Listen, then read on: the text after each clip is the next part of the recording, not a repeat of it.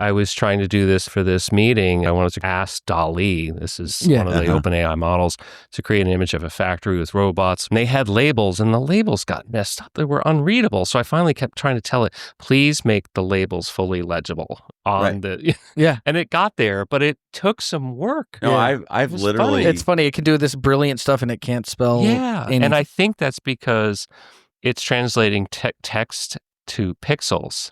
Oh, sure. And it's not translating text to text. So to turn a bunch of pixels into a feature which is recognized as a syllable or a letter is, you almost have to tell it to do that. It's kind of funny. That is the biggest problem most basic users have. I'm telling you. Because we'll just be like doing LinkedIn posts all the time naturally because we're making chips and it sucks at the image. I'm like, just take all the letters off the image and then it won't do it. I know. Sometimes I have to go, just remove all the words. I find myself like cussing at it in the thread. Like, I don't freaking understand. How are you so smart and yet so stupid?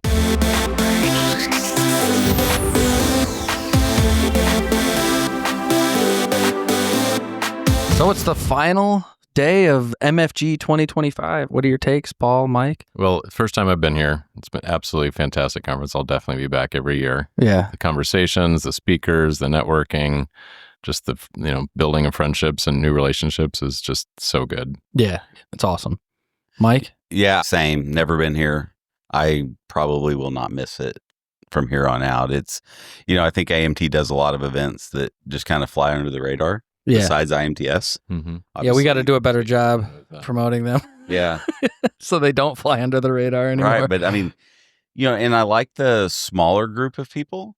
Yeah. Like, because I feel like I've met two-thirds. Many thousands. It's a few hundred. Yeah. Right. I mean, there's nothing like IMTS, but there's also, I mean, what did we talk about last time? Like, we never made it out of the South Hall and we were there for like basically 6 days straight and there was thousands of people we could have talked to that we didn't.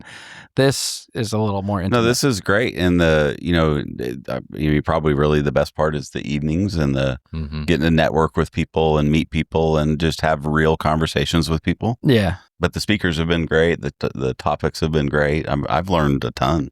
Yeah. And speaking of the speakers and then having personal connections after the sessions. Yeah. We have our speaker here today. Yeah. So Bryce Barnes. Keynote TED Talk extravagant. Nice to meet you guys. Pleasure to be here. Yeah, it's awesome to have you. Yeah, so yesterday morning I think we had 3 speakers back to back, right, on AI. And I found it fascinating personally, just kind of the big picture, the small picture, all that. So I was actually kind of hunting you down a little bit at break. Weirdo. Yeah. And Bryce was trying to get a moment alone. I know. In a hallway. I know, right? And you come. That was a great moment, actually. I was happy I had that moment alone because it ended not to be. Yeah. So I hunted you down. I was wanting to see if we knew a mutual friend. But yeah, and then like real quick, I mean, it was like we were on the same page on a lot of stuff. So immediately. So here we are today recording. Yeah. And that's like the whole show. The show is very intimate and it's like the industry. Even globally, you just run into people all over the place. Yeah, and let's just say the most impressive part of his entire talk, Mike. We were just talking about it, but not to diminish the content because the content was but when the microphone kept cutting out and he didn't skip a single beat. Yeah, like it didn't affect him at all. It's like his voice would just go up and down as the audio went in and out. Yeah, because there was some technical difficulties with the mic. I looked at you and I was like, he handled that like such a freaking boss. Yeah. It was so good. So, but yeah, the content was great too. But that was like the big take. I was like, dang man, if my mic caught on, I would have just like started crying. Talk to you guys next time. It's great to connect to an audience. So when you feel connected, it doesn't feel that scary. Yeah, you did a great job. Yeah, thank you. I think we do this a lot. We start with like the origin story of kind of what got you to where you're at, where you're speaking in front of a bunch of manufacturing executives. Yeah, bring us through like kind of your story, your career up to this point. Sure. So I'm originally a mechanical engineer by trade, and I grew up in the New York City area. And for the area of engineering that I was involved in, which was mostly heat transfer, there just wasn't a lot going on in New York City area. So after about 3 or 4 years doing that, I kind of went into IT. Like in the late 90s, everyone wanted to be the internet. And I got into Cisco systems at the time and began my journey kind of around systems engineering. And that took me through 21 years. And in the second half of my time at Cisco, I got into the Internet of Things and I rediscovered manufacturing. Like it came back to me. Yeah. And it was the most exciting thing when I realized this is where I want to be. And I got the chance to tour factories all over the world. And then that just grew my passion again. And I realized that I just love knowing how things are made. It just seems to be like the most human thing to try to make things. So that was always my guiding force. So now your official title, your official role, who do you work for? Right now, I'm working for myself as a manufacturing AI consultant is the title I gave myself. Cool. And I'm really excited about connecting with manufacturing. And I think my ambition is to help manufacturers kind of navigate and use high technology software and cloud and AI in particular to elevate their business. And that just feels like a great place to be. It's exciting. And there's just so much potential there. Yeah. And such a need. I mean, we were just talking a second ago, like I think the average manufacturing leader kind of like adjacent to us is like, yeah, this stuff's all so cool, but I mean, what does it do for me? How do I use it? Right. Yeah. Yeah. Yeah. You see the potential, but you just don't know how to engage with it.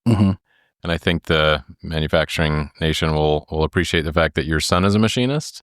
And so you're tied from that level as well. Yeah, let's go. I did not push my kids into this. It's amazing. He didn't want to go to college. He, it just wasn't his thing. And he went to look at a vocational school to become an electrician. He walked past the CNC part of the program at this vocational school and was like, "What's that?" That's so cool. Sucked in. The rest is history. I think I want to do that. And he walked in there and he was sold. Yeah. That's awesome. And every day he would come back and show me what he was doing. He cut his first piece. He made like a little figurine and he was learning CAM. And for me, because I never studied machining from the beginning, I was more just mechanical engineering on the design side. I got to live vicariously through him learning how to machine. I was like, this is the coolest stuff. I had a million questions for him. That's so cool. That is cool. Yeah, what a good way to connect with your kid. That's awesome. So, okay, give me a day in the life. Like, what's your average week like? I imagine you're not doing conferences every day. So, what's your normal project, your normal client, like kind of? Yeah, I think a lot of my work has been around solutions development, bringing machining and manufacturing process together with software. Really, at the end of the day, in a way to drive efficiency or to drive quality control or lean manufacturing. So there's some efficiency, there's some type of business insight you want to generate out of a new integration of technology. And that's been my space for about 10 years. I just love doing that. So that's always a translation. Manufacturing people trying to figure out how to use the technology, and part of my job has been to navigate that translation for them. That's awesome. So why don't we do, and I know this can be a deep dive, but let's just talk about the basics of AI. I think I think most people probably think AI is ChatGPT, and that's maybe all it is.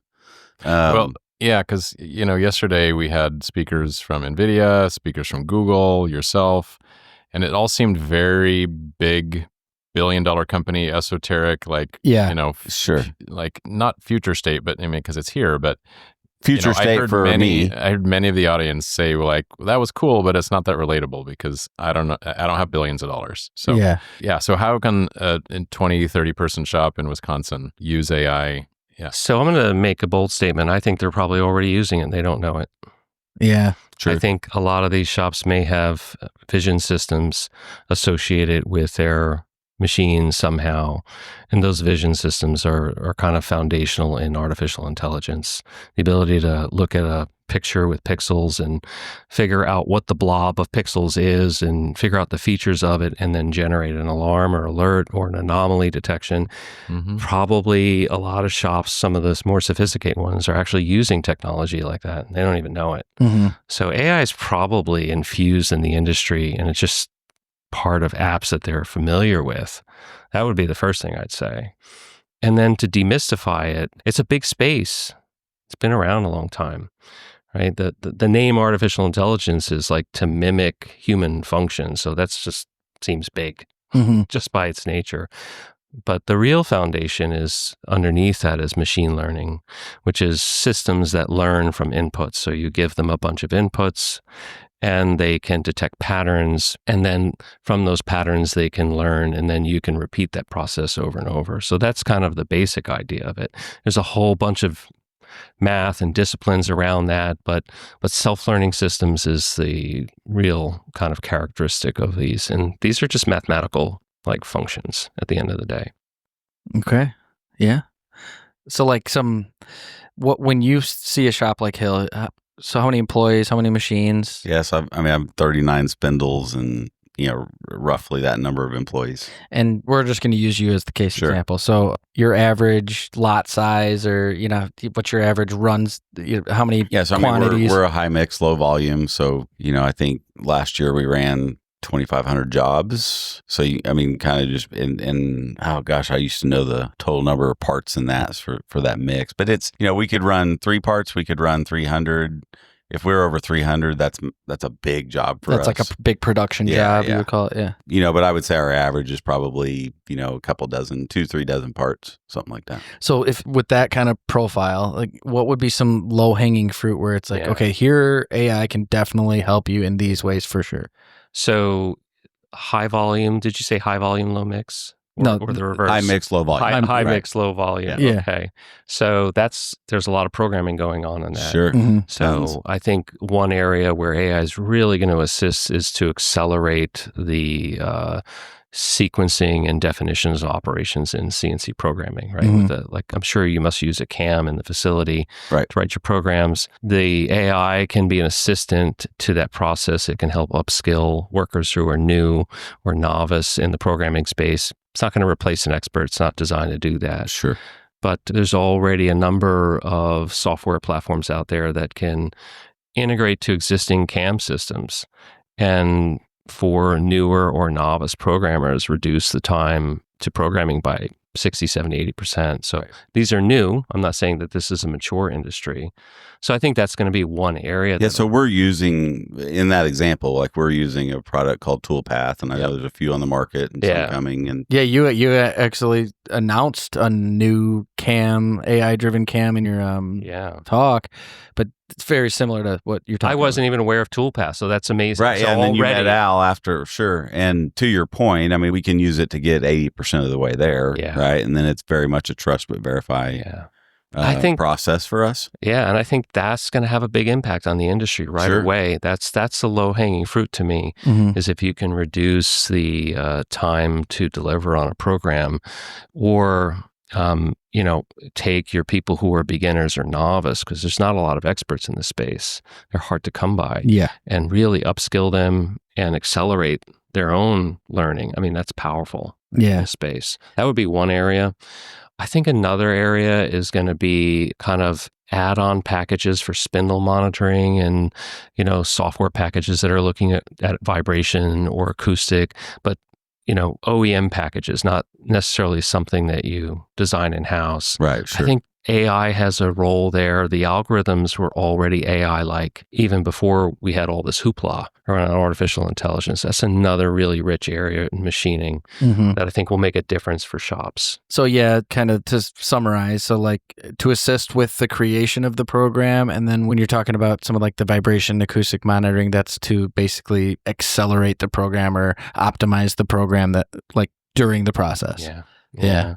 And then on the quoting side, when you get a job in, and I don't know how complex the parts that you're doing, but for more complex fabrications, AI assistance on the quote side and the engineering involved in evaluating the CAD and the designs and drawings for what it'll take and how you price it out, I think AI is going to have a real impact there as well. Well, it already is. Shout out to Paperless Parts, because that's based. We had Jason on the show a few weeks ago. It's a good sponsor of ours, and just incredible product. And I was just meeting with a leader in California, and he's like, it's changing the game for us, because quoting is such a big part of our work. Oh my God, it's huge. A lot of risks there too. Yeah. And if you're in aerospace and you're doing real high volume, you can't get it wrong. Yeah.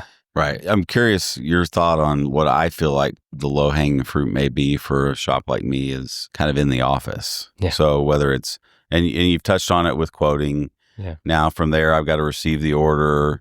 I've got to ship it. I've got to, get paid. I've got to even just check the profitability of whether it's a job or the company. Yeah. I mean, do you see short-term solutions there in AI that can, receive that order, feed it into my system, maybe even help me with my scheduling, those types of things? 100%. Are these homegrown apps, or are you using off-the-shelf software? So I'm using ProShop ERP, which handles kind of everything in process, Right. So from the time I get the order, well, in the quote, I even just think about like our accounting function, right? So my background is in finance accounting. I don't have a big accounting staff, but matter of fact, I don't have an accounting staff right now. It's a problem when you're like good at the thing. Right. Because it's the thing that I can do. Right? Yeah. So I'm good.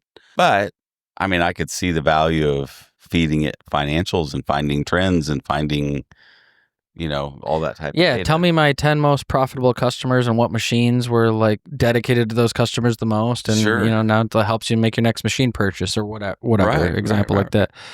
Yeah, 100%. I think a lot of AI, just like you described, is going to emerge within the business workflow, the app. And if you look at Microsoft's products right now, pretty much every one of the 365 products has a Copilot in it. Mm-hmm. And the Copilot is not only helping you navigate the software interface, but that Copilot is there to quickly generate a report, a quote, whatever it might be, an analysis. And the Copilot experience is a sidecar in the app. So it's embedded. And you can use that Copilot as if you were using ChatGPT. And we'll talk about security and what that all means. But essentially, you can say, hey, I want to generate a quote. This is the information. Use this file. And I'd like it in this format. And you would know better than me, Mike, how that quote would look. But sure, that is possible right now in off-the-shelf apps coming out of companies like Microsoft. So one of the concerns that I've heard shop leaders talk about is their concern of putting their company's IP into an agent. Take this drawing, take this file, take this spreadsheet of our data, because then they think it's going to get sucked into the LLM that other companies will then somehow start to suck in as well. So can you talk a little bit about some of the security? It's funny you said privacy? That. My IT guy, we had a conversation about using ChatGPT for quoting, and that's the first thing my IT guy said is, aren't we just uploading all of our IP to the world? Yeah, sounds kind of scary, doesn't it? Especially to an IT guy, yeah. Yeah, for sure. Well, let's separate out consumer usage of ChatGPT and business usage. Okay. So if you're a business user, you have a business and you want to leverage GPT, ChatGPT is the chat interface, GPT is the model. Mm-hmm. If you want to leverage one of the OpenAI models, Microsoft, for example, and they all do it. Amazon does, Google does. Google has Gemini. But Microsoft will offer you a GPT model and others in a private cloud that you own and control. It's your IP. Microsoft has no rights over your data in that. And the model is deployed in your cloud, in what we call your tenant. Mm-hmm. So you're using a model that was trained on the internet, but it's yours physically, if you could say physically in the cloud. Yeah, so like I have, and I haven't dug into Copilot, but is that the little tab at the top that says, do I want to use the web or, I don't remember what the other option is. Work or web. Work or web. Yeah, it's a little icon there. Yeah. Click on it, and they make it kind of inconspicuous. Sometimes it can be a full sidecar in the app. It can show up prominent. But when you use that, you typically have a Microsoft 365 account, for example, and that isolates your data in what we call a tenant. And that isolation is not training the public model that everyone is using. It's not even training, it's just using the model for your own purposes in an isolated way. I could see that being pretty integrated in for Microsoft with ChatGPT. Like I have a pro account. I paid $20, but that's just for more access. It's still public. That's not the same thing. It's very public. Yeah. So, and I don't use it for anything company related. So how would someone know if they have a version that's private to them? Good question. That's a great question. So in order to have Office 365, you have an Office 365 account. And if you're using what we refer to as Microsoft Copilot inside the Office app, there's no way that that's the public model. The app is tied to Microsoft's cloud, and the way Microsoft talks about it is Azure AI. So they don't refer to it as OpenAI or ChatGPT. It's called Azure AI. That's the hosting model. So as long as you're using a Microsoft 365 app and it's not some external, which we could talk about what that might look like if you use Microsoft technology. But if you're using some other model that wasn't Microsoft, then I would ask the question, well, who's hosting it? Where is it being hosted? I know a lot of companies use Google Suite, not 365. So I'm assuming Google has the equivalent version. Yes, they have tenants. They have all the same capabilities in that regard. Absolutely. But if someone just goes to ChatGPT, they're wide open to the world at that point. Yeah. Anything they put in there. And yeah, absolutely. I can't speak in any detail about the security around that. Sure. But yeah, it's a public interface, and I wouldn't recommend that you're putting any proprietary business data in that public. So if I'm using that, I'm training the large language. Yeah, but how would you pull that out, to some right? degree. So like, let's say I was the enemy of Hill and Valley Manufacturing, and and I'm like, hey, I know Hill's been uploading all these drawings. I want to see what he's got. How do I get that piece out of it? You can't just ask it and say, hey, show me Hill Manufacturing. Yeah, let me get that thing that Mike put in there, right? Or I think that's very hard to do even in the public model. No one has access to your particular thread. Yeah. So I'm not too worried about that. The training of a model, the pre-training, it's what they really refer to, it happens often way in advance. Whether the cloud providers are continuously training is an open question. I can't speak to that. They might be or might not be. Yeah. But there's an interesting concept of fine-tuning models. And I think the future is that, if I had to talk a little bit about the future, which isn't low-hanging fruit, but it becomes interesting, is that companies will get their own model, deploy it in their own cloud, and they'll fine-tune it to their business. And the model will essentially be very aware of their business. And so an agent in that context is working with a model that's infused with your business logic and your business objectives and all of those things. So all the business logic shows up between the agent and your fine-tuned model, which was originally trained on the public space. So let me see if I understand what you just said correctly. So if I have let's say I have a 3-year strategic plan, and I've got a brand and I've got certain equipment and all these types of things, as I train that privately, it could give me analysis of, well, if you're wanting, hey, I want to go after this new customer, how should I? Right. And it could theoretically say, well, you've got this type of equipment. That's great. This fits in with your strategic plan. But however, based on they've been a bad payer or whatever, like it's even going that detailed. It would know the accounting, the CRM record, everything around that. That would be, and that's what you call fine tuning. So so getting you the kind of big picture is tuning or whatever, pre-training, and then what he's talking about, where it's like pulling specific data threads from specific Hill stuff. No one would take GPT-4, which has 1 trillion parameters in it, and fine-tune that. You could fine-tune it for a business, a smaller business. We're not talking about that.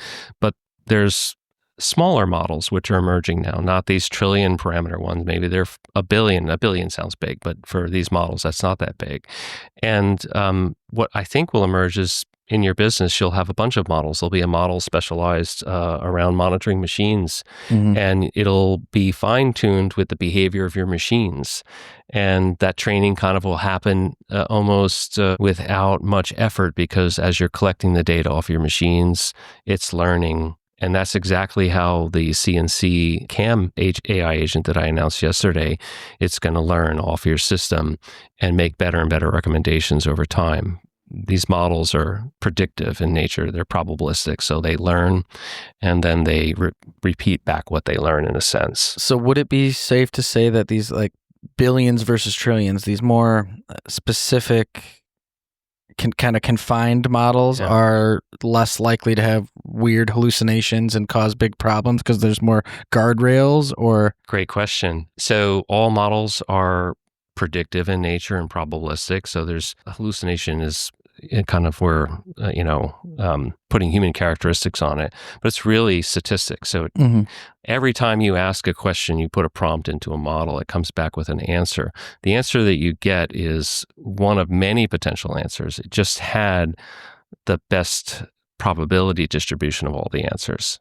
Okay. So it gets really interesting. This means that in your fine-tuning or in your interaction orchestration of the model, you could bias it to give you certain types of answers one way or another. Because remember, there's a whole host of answers. So it's predictive. So when you see ChatGPT writing out a sentence for you, each word is a starting point for a next prediction.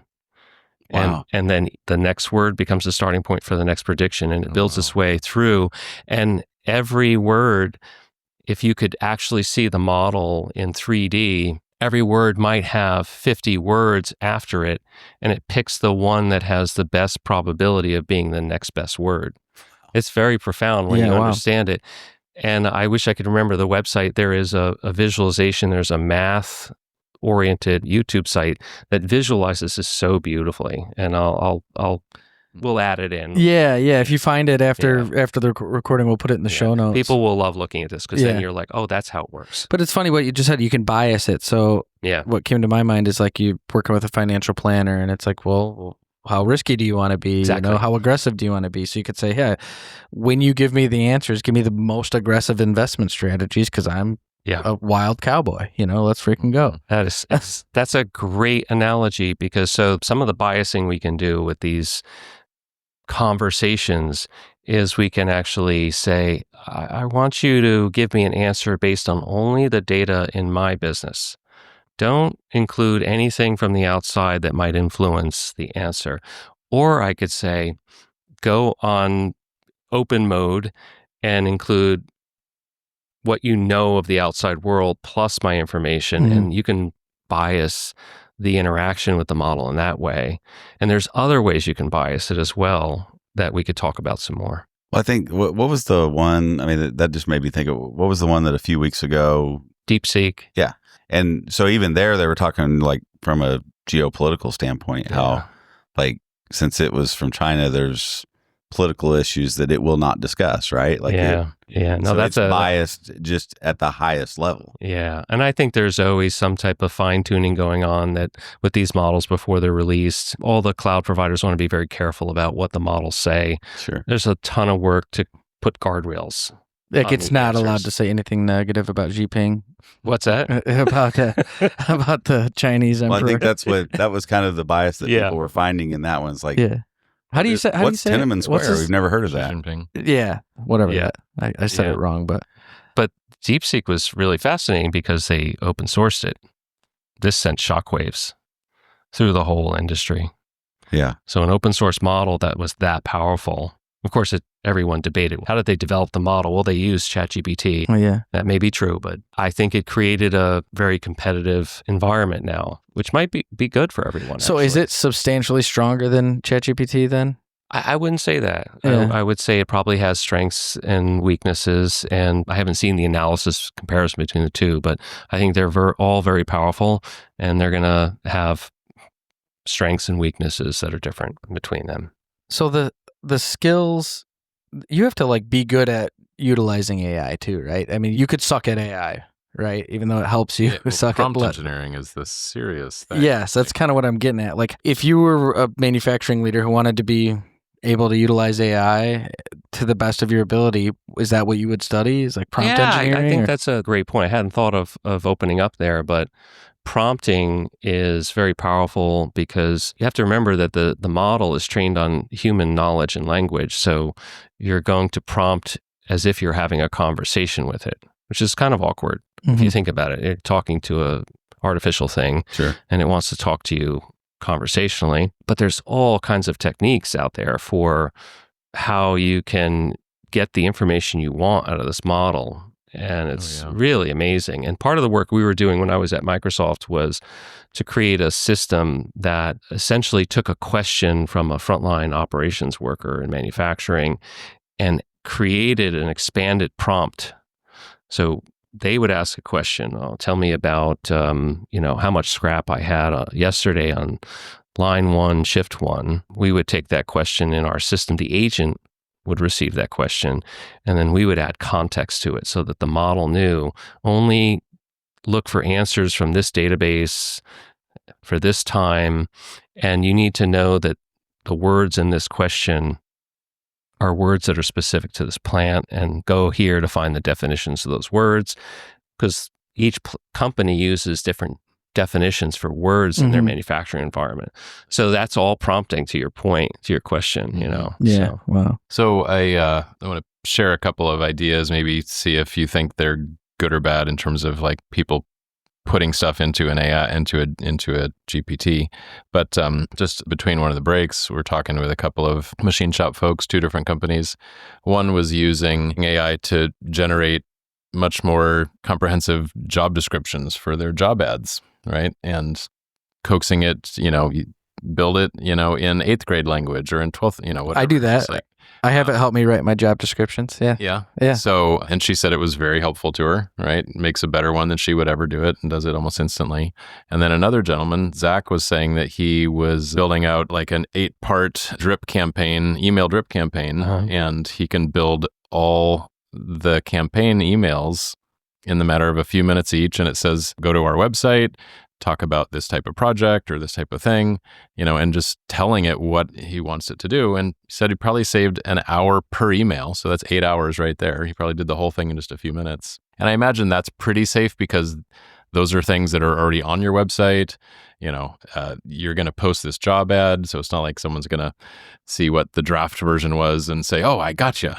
And then I know personally, I kind of blew my own mind when I did this a few months ago. I had a guest on Manufacturing Transformed, my other podcast, and it was a really rich conversation. And I was just so excited about the answers that this gentleman had gave about saving like 70% of their labor time in the office.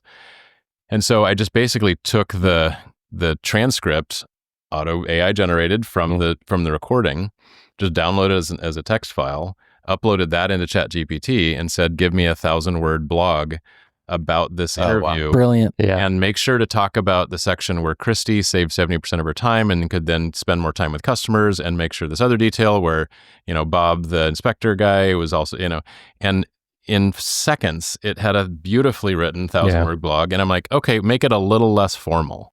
Right. And it rewrites the whole thing a little less formal, more in my language. Did you try Shakespearean style? I didn't do that. No, we've done that a little bit amongst ourselves, and it's pretty fun. Yeah, you could have it talk to you like Mario, or like, and AI, it's a complicated. And again, so I'm not concerned about, using a public model for that because A, it's the transcript from the podcast we're about to launch or is already public. And then the blog is just about to be launched as a blog post. Yeah. And it just blew my mind. Yeah. So Jen, our editor, if you're listening, we should do that. We should do what Paul did. We should like AI our transcripts into 2 or 3 different blog posts. That's a great idea. I mean, I love that example. And I think that's getting back to the low-hanging fruit, back office work. Man, that's a killer, right? I think that's going to be transformative. And particularly for a manufacturing company that's probably not great at marketing and sales. Yeah. Like, they can use that to absolutely leverage an area that they're not particularly strong in. Right? Yeah. And I'm not probably all that different than a lot of shops that listen to us. And, sales and finance are 2 things that end up falling on the owner all the time. It may or may not be your strength, right? And being able to take something like the examples you just gave, and where it might take me all day to come up with that email campaign, or maybe even all week. Yeah. Right. To create that email campaign or to create that blog post, those types of things, and literally have that done in minutes, and maybe be consistent with my brand and all those types of things. You just made my life. Yeah. Well, I just had another, because not everyone has a podcast or a conversation that they want to transcribe. But what about the idea they just pick up a microphone, monologue themselves for 20 minutes about all the projects and things they do and what they specialize in, and then take that transcript and just run it through a GPT and say, write me a web page about my projects. Or so you were just saying, like, not most manufacturing people aren't great at marketing. And I think the hardest part in marketing, or the real engine, the currency of marketing, is content. And so there's a lot of like good-hearted marketing companies that try to help companies like ours, and they just don't have the subject matter expertise. So you're like, hey, I'm going to build out a strategy for ProShop or Hill or Hennig or whatever. And it's inherently going to be driven by content, and then that's where they end up having to ask you everything, and you're like, it would just be faster if I wrote it myself. Right. You just get frustrated because they're like trying to pull content out of you, whether it turns into a video or a blog or a web page or whatever. And everything you guys just described is like kind of a way to get it done yourself. Like, you don't have to be this expert content writer who writes SEO optimized articles, because the GPT can do that for you. You just have to prompt it with, here's what I need people to believe about my business. Yeah. Here's the things I want to make sure you cover. These are the keywords I really want to rank for, etc. And then now you've just like saved yourself a bunch of money on marketing companies. Sure. So we started out thinking about the shop floor, and then I love this. We come right back to, these are all businesses. Right. They have all these other business functions that are going on that are immediately assisted by just the ChatGPT as it is, right? To your point. Well, and then to bring it back to the shop floor. So I can tell you one thing we're doing a little bit of. I want to understand more, and I'm going to probably bug the crap out of you, Bryce, like teaching me how to train something. You're going to regret joining MakingChips. Right. And I don't know if I've mentioned this to you or Paul or not, but so we get a new job in. My programmer programs it. He's going to use these tools. He's going to do these things.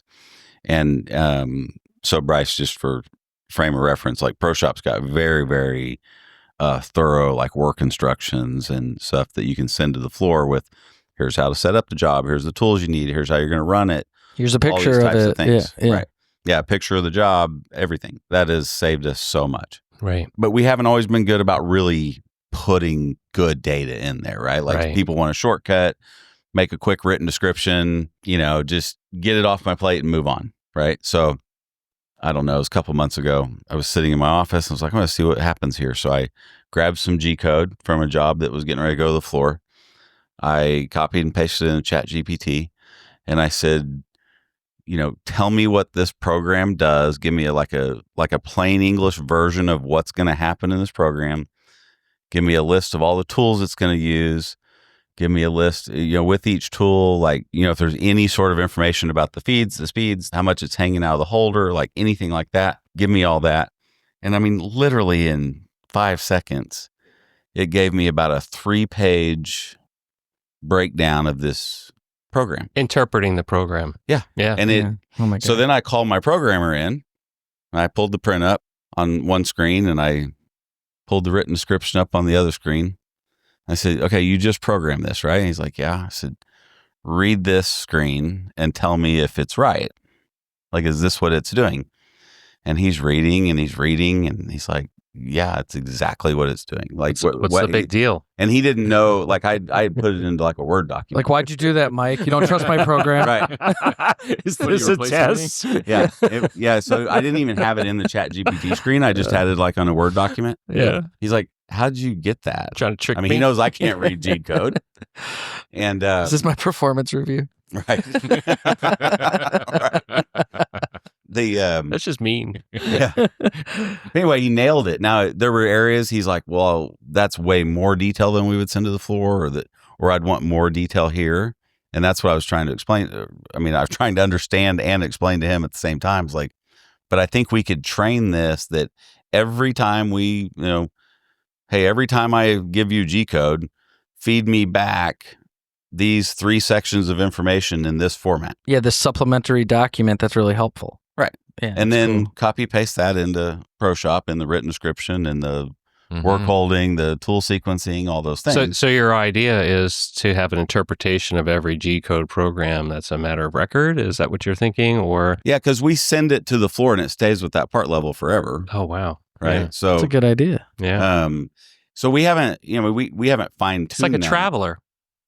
It's a G code traveler. Yeah. Yeah. And that's, that's what that's what ProShop does. It puts that traveler on the screen all the time. Yeah. But the problem is I got to give it good data to stay there. And again, people tend to want a shortcut, right? I mean, I do. I mean, we all do. Mm-hmm. So how quickly can I just fill this out? Say I put a written description in and push it out there is what I think happens a lot. Yeah. And this was incredibly thorough. It was way more information than we would ever send to the floor, probably. Matter of fact, if I remember correctly, it even broke down, your tool sequencing was, here's this end mill. Here's what an end mill does when you run it. So like Right. There's a level of detail we don't need. This is the upskilling. This is the upskilling for taking someone new. That's really powerful for training. And we actually talked about that. You could potentially have, so we can attach documents to work records and all that type of thing. You could potentially, maybe you would want the full thing for people that want to really dive in deep to. Yeah. And then the other thing we've done on the floor, and this actually relates back to just, again, trying to get better input from our people and giving them a tool to develop that. So again, if we have a scrap part or something and we fill out an NCR, there's certain information that's checkboxes and drop-down lists, right, to give us a lot of data. And then there's there's 2 open fields that say what happened and how would you do it different next time. Right. Well, the answers to some of those can be, like, a process improvement suggestion will be sometimes like, well, you guys should buy better tools, right? Because the drill broke or something. Okay, well, that's not really. Thanks, Gary. Right.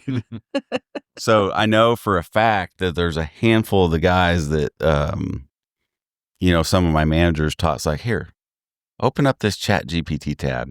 Tell it, I broke a drill, or whatever happened, right? I did these things. Give me an idea of a process improvement that I could do better and different next time. And then now sometimes it'll give them way too many. But what I like about that, because they're like, yeah, maybe we shouldn't have everybody do that. Like, no, maybe we should. And they need to read those 6 things it said, pick the one that they think would have made the difference this time, and include that in the process improvement suggestion. Yeah, I think that's amazing. And coming back to where you started with G-Code, the first co-pilots were with GitHub. And these first co-pilots were assistants for programming languages, and G-Code is just another language. Sure. And these languages are very kind of structured and rigid. So it's actually one of the best examples of how a public large language model can give you very accurate answers on something it's not like human language, right? It's full of nuance and semantics, and who knows whether we're fictional or fact-based when we talk. Right. But when it's Python or G-Code or something, it's very specific and it's super accurate. So that's a great example of how you could just leverage the public model as is. Yeah. So Paul gave a great one. Mike gave a great one. Now I'm like, oh boy, I better give I got to give my use case. You did a country music song for your wife. Oh yeah, that is okay for sure. And that now we have 4 kids, so it worked. But no. So here's what I've been doing. So there's this I don't want to say too much about it yet because I'll talk a lot about it once it's done. But we're probably going to acquire this business, and the 2 creators of this product reached out to us and said, "Hey, we think you'd be a great partner. Do you have an interest?" And of course, I almost always have an interest until I figure out how to talk myself out of something. And so I used ChatGPT to like kind of work through it. And it was like, here's the current state. Here's the opportunity. What should I consider? And then it gave me like 50,000 things to consider. So I'm like, of course there's a lot to it. I said, I want to write a business report for our CEO, my father, our president, my older brother, really outlining the opportunity. I made it biased. I'm like, let's sell it to them, right? Like, let's really make me $2 million in profit. Yeah, like let's really make the case for it, And but I said, can you ask me each question one by one as we assemble the report? So I just had to, instead of like answering all of the questions it asked, I just had to answer one at a time. Yeah, that's cool. As I was doing it, it was assembling the report. Yeah. In like it was called like the canvas or whatever. Yeah. Like the little Word doc thing that it pops up. That was the best part. I was on a 4-hour flight from the West Coast back home. The worst part was the entire canvas was like there. I mean, like 90% of the way there, and the flight lost internet. And like, and then the end of the report, I still like really don't know bad. how to use it all the way. So like I get the internet back, and I'm like, all right, cool, show me my document. And it basically like, if it was a sandwich, it like took everything out of the middle of the sandwich, and the 2 buns were moldy, and it smushed them together. So it lost like 80% of the stuff I had put in there, and I had it like going really good, citing stuff, and then I didn't know how to get it back, and so I had to like, all the questions were in the thread, so I had to go through and like basically reassemble it. Yeah. So it was a huge headache, but it was also really eye opening because this ask me one by one as we assemble a report together it worked great, and I'll definitely That's do amazing. it again. It was really cool. I think everyone's going to have a story like this. I think everyone's going to, once they use the tools a couple of times, everyone's going to have some unique use case immediately. That's what's incredible about it. I have the probably the toughest question to answer in this entire discussion. Where do babies come from? Why, when you ask it to create an image, can it not spell a word? Oh correctly? my gosh, Mike! You know what I'm talking about? No, like if you ask it to make me an image of this or that, and it does a great job. I know exactly what you're talking about. The words are mixed up. It'll put like 4 L's in a row, or 6 fingers on a hand. Yeah. There's also that. So funny. I was trying to do this actually for this meeting. I wanted to create. I didn't use the image, but I wanted to create a Ask DALL-E. This is one of the OpenAI models, to create an image of a factory with robots. The robots had a color, kind of like Vanek coloring, but I didn't call them Vanek. Yeah. And they had labels, and the labels got messed up. They were unreadable. So I finally kept trying to tell it, please make the labels fully legible on the. And it got there, but it took some work. No, I've literally. It's funny. It can do this brilliant stuff, and it can't spell. Anything. And I think that's because it's translating text to pixels. Oh, sure. And it's not translating text to text. Mm-hmm. So to turn a bunch of pixels into a feature which is recognized as a syllable or a letter is you almost have to tell it to do that. It's kind of funny.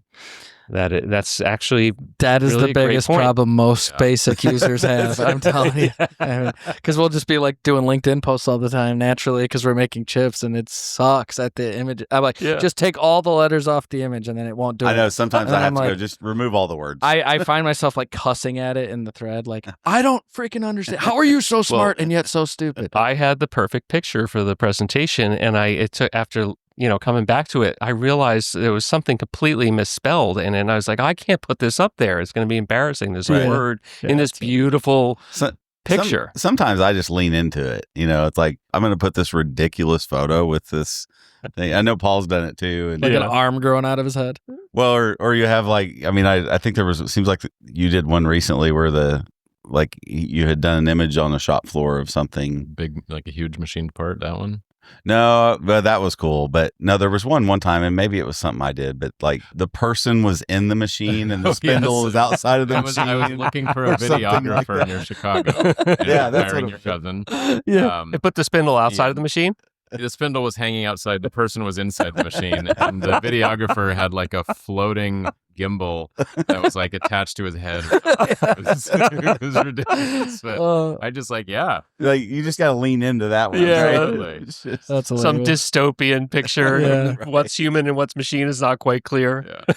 So we wanted to focus this around our audience naturally. Like, okay, and I think we gave a lot of really good, very practical, you can do this today kind of utility to AI. But maybe just to end the show here, like, you're probably working on some really, really cool projects, and without disclosing stuff you can't disclose. Like, what's the most advanced?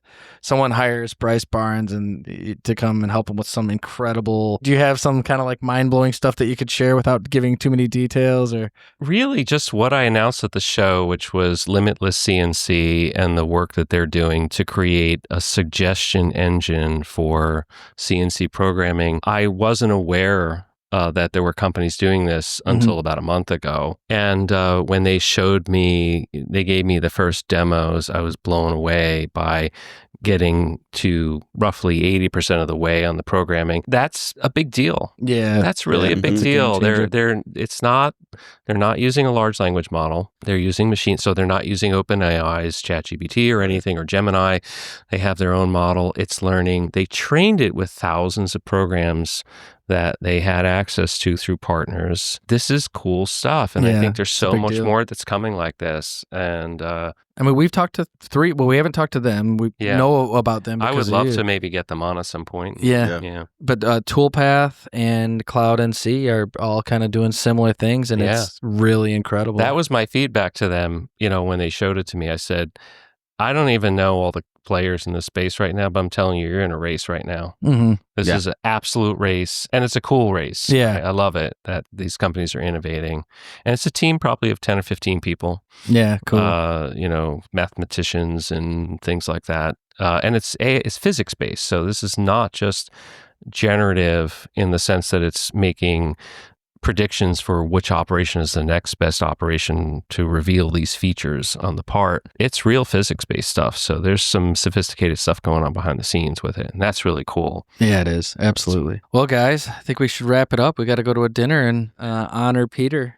Are you going to be at the dinner today? I am at dinner tonight. I'm buying. I love it. Generous. Yeah. So, and we should just take a moment here to thank AMT for this awesome conference. And NTMA, yeah, because they're doing it in collaboration. And then also thank Peter for, I put in my LinkedIn post today, like, he's been such a supporter. They've been such a great sponsor. We wouldn't have done the first boring bar as well as we did it. There's so many things we wouldn't have done or have done as well without their support. So thanks to them. And we wouldn't have met Bryce. Yeah, we wouldn't have met Bryce. Exactly. What a pleasure. Yeah. Thank you. Yeah, it was super good to have you. So yeah, how do people get a hold of you? Like, here's your chance to do the plug. LinkedIn, Bryce Barnes on LinkedIn. That's probably the easiest way. And reach out to me there. And I love this topic. I love manufacturing and bringing kind of electrons and atoms together in really creative ways. Yeah, that's awesome. Yeah, and then if you like this episode, if you like our stuff, rate us, review us, Spotify, Apple, wherever you're listening. Give us 5 stars. If you don't want to give us 5 stars, just forget to do anything. And let us know what you think. And then, of course, hey, it's been really cool. We're a week into hiremfgleaders.com. Been great. And I think we got like 5 in right now, like 5 different people we're helping find their next manufacturing 2 more leader. this afternoon. So it's pretty cool. So really been exciting. Interviews are already happening. Yeah. All right. Well, if you're not making chips, not making money. Bam.